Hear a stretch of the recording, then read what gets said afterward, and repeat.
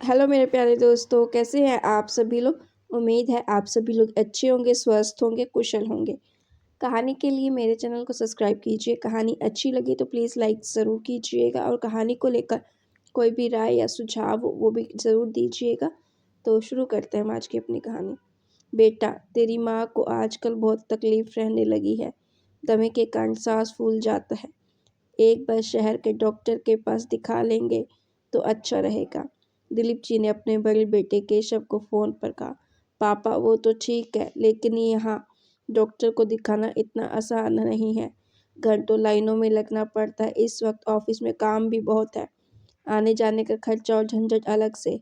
फिर मानो एक बार दिखा भी दिया तो बार बार दवा लेने और चेकअप करवाने के लिए लाते रहो। मैं तो आपकी सुविधा के लिए ही बोल रहा हूँ, आप माधव को क्यों नहीं बोलते। उसका तो अपना बिजनेस है, एक दो दिन का समय निकाल कर माँ को दिखा देगा। केशव ने अपने छोटे भाई पर बात टालते हुए कहा। एक आशा भरी निगाहों से दिलीप जी ने एक बार फिर फोन की ओर देखा और अपने छोटे बेटे माधव के पास फोन मिला दिया। काफी देर घंटी बजने के बाद माधव ने फोन उठाया। हेलो बेटा, कैसा है तू और बच्चे और बहू मज़े में तो है ना। हाँ पापा, हम सब ठीक है। अभी काम का टाइम है तो आप जल्दी बताओ, कुछ काम है क्या। बेटा, वो तेरी माँ की तबीयत आजकल ठीक नहीं रहती। एक बार शहर में डॉक्टर को दिखा लेते तो अच्छा रहता। पापा, आपको तो दूर के ढोल सुहावने लगते हैं। शहर में कौन से अलग डॉक्टर बसते हैं। आपको पता है यहाँ कितना प्रदूषण है। यहाँ की धूल मिट्टी में माँ की तबीयत और बिगड़ जाएगी। चैन से यहाँ रह रहे हैं, वही रहिए। गांव जैसा माहौल इस शहर में कहाँ मिलेगा। बेटे का दो टूक जवाब सुनकर दिलीप जी चुप रह गए। पास बैठी उनकी पत्नी लीला जी भी फोन पर हुई बात सुन रही थी। एक माँ तो हमेशा इसी भ्रम में रहती है कि बच्चों को कुछ मजबूरी होगी, तभी ऐसे बोल रहे होंगे। पति की आंखों में बेटे के प्रति हताश देखकर लीला जी ने बात संभालते हुए कहा। जी, वो ठीक ही तो बोल रहे हैं, वहाँ शहर में रखा एक है। बेचारे जब यहाँ आते हैं तो देखते नहीं कितने कमज़ोर लगते हैं। वो हमारे बारे में सोच रहे हैं, कर ही बोल रहे होंगे। पत्नी की बात सुनकर दिलीप जी लंबी लंबी आहें भरते हुए बोला। काश हमने भी अपने बारे में कुछ सोचा हो तो आज हमारे बच्चों को हमारे बारे में इतना नहीं सोचना पड़ता। उस वक्त तो बस हमें यही सोच रहती थी कि किसी तरह बच्चे पढ़ लिख लें। जब पढ़ लिख लेंगे तो उनके कारोबार के लिए ज़मीन तक बेच दी। रह गया तो बस ये 2 कमरे का छोटा सा मकान। चलो छोड़ो, तुम खड़ी हो जाओ, अभी पास वाले वैद्य जी के पास दिखा लाता हूँ। अजी, आप यूं ही परेशान हो रहे हैं, थोड़ा गर्म काढ़ा पी लूँगी तो आराम आ जाएगा। बस तुम्हारी इसी लापरवाही के कारण आज इतनी तकलीफ भोग रही हो। बड़ा डॉक्टर नहीं सही जो है, कम से कम उसकी दवा तो ले लिया करो। इस बार थोड़े डांटते हुए दिलीप जी ने बोला तो लीला जी चुपचाप खड़ी हो गई। कुछ दिनों बाद अचानक से दोनों बेटे और उनका परिवार गांव आ गया। उन्हें देखकर दिलीप जी और लीला जी खुश तो हुई, पर लेकिन दिलीप जी के मन में ढेर सारे सवाल भी उठ रहे थे। कुछ देर तो सब ठीक रहा, लेकिन धीरे धीरे केशव और माधव मुद्दे पर आ गए। केशव बोला, पापा मैं सोच रहा था, अब आप दोनों की भी उम्र हो गई है, आपको यूं अकेला छोड़ने का मन नहीं करता। आज वर्षों बाद बेटे के मुंह से ऐसी प्रेम भरी बातें सुनकर दिलीप जी और लीला जी हैरान थे। लीला जी तो भाव विभोर होकर चमकती हुई आंखों से दिलीप जी की ओर देख रही थी, मानो कह रही हो, देखा, मैं कितना कहती थी ना कि हमारे बेटे हमारी बहुत चिंता करते हैं। माधव ने भी बड़े भाई की बात में बात मिलाते हुए कहा।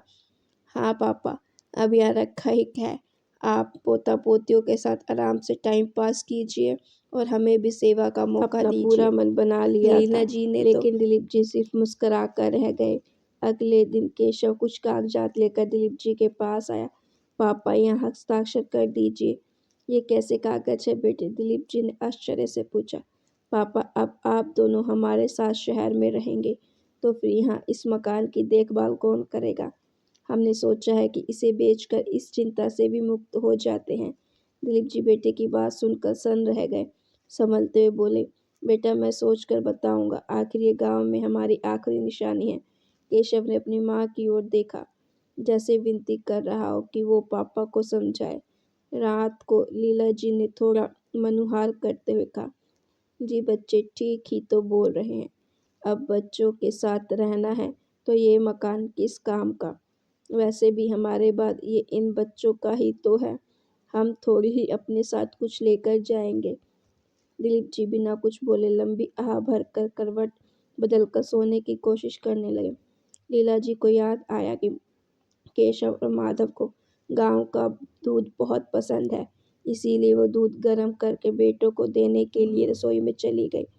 कमरे की तरफ जाते हुए बड़ी बहू के शब्द उनके कानों में पड़े, देखो मैं अकेले इन दोनों की सेवा करने से नहीं रही, तुम ही संभालना अपने माँ बाप को। अरे तुम समझती क्यों नहीं, मकान बेचकर जो पैसे मेरे हिस्से में आएंगे उससे छत पर 2 कमरे बन जाएंगे। बच्चे भी बड़े हो रहे हैं तो कमरा उनके काम आ जाएगा। वैसे भी कौन सा ज़्यादा दिन ये हमारे पास रहेंगे। 6 महीने बाद माधव के घर भेज देंगे। लीला जी के कदम वहीं जड़ हो गए। दूध के गिलास भी बहुत मुश्किल है उनके हाथों से गिरते गिरते बचे। भारी कदमों से वो माधव के कमरों की ओर मुड़ी। वहां से भी आवाजें आ रही थी, तुम्हारी माँ तो सारा दिन खांसती रहती है, मैं बच्चों को इनके पास भी नहीं जाने दूंगी। पता नहीं कौन सी बीमारी है, और हाँ इनसे कह देना कि मेरी रसोई में हाथ लगाने की भी जरूरत नहीं है। यार तुम्हारा जो मन करे करना, लेकिन अभी चुप रहो। एक बार इस मकान का हिस्सा मिल जाए तो कारोबार को थोड़ा आगे बढ़ाने की सोचूं। वैसे भी पहले 6 महीने तो ये लोग भैया भाभी के पास ही रहेंगे।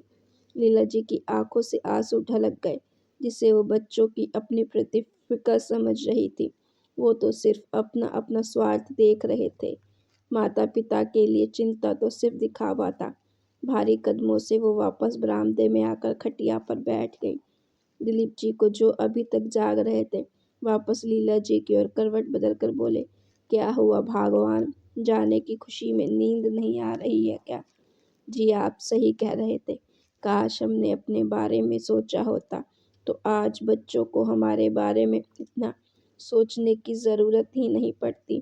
कहते हुए लीला जी ने तकिए के नीचे रखे हुए घर के कागजात निकाल कर फाड़ दिए। दिलीप जी हतप्रभ से अपनी पत्नी को देख रहे थे। वो समझ चुके थे कि एक माँ की आंखों पर बंधी पट्टी शायद खुल चुकी है। सुबह जब फटे हुए कागज दोनों बेटों ने देखे तो खींचते हुए वापस शहर लौटने की तैयारी करने लगे। बहुओं की बड़बड़ाहट भी चालू थी, और दिखाओ चिंता, ये लोग अकेले रहने लायक ही हैं। इस उम्र में भी जमीन जायदाद का मोह नहीं छूटता। दिलीप जी और लीला जी ने जैसे अपने कान बंद कर लिए थे, लेकिन आज जिन्होंने एक प्रतिज्ञा जरूर ले ली थी कि आज के बाद कभी अपने बच्चों के मोह में नहीं फंसेंगे। अब अपने जीवन की अंतिम सांसें इसी मिट्टी में लेंगे। एक दूजे का हाथ थामे दोनों एक दूसरे से वादा कर रहे थे कि अब हम ही एक दूसरे का सहारा हैं। तो गाइज आपको ये स्टोरी कैसी लगी। अगर आपको स्टोरी पसंद आई हो तो प्लीज़ स्टोरी को लाइक ज़रूर करें और मेरे चैनल को सब्सक्राइब भी करें।